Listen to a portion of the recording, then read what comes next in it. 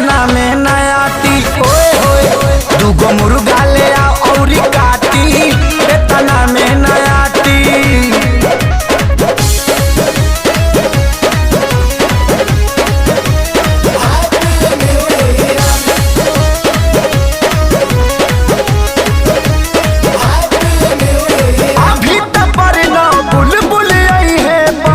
पवन के संगे ले आई है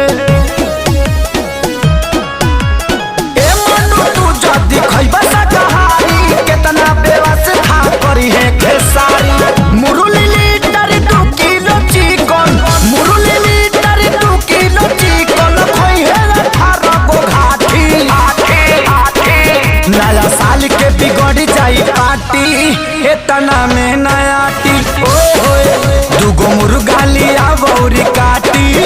एतना में नयाती चलिए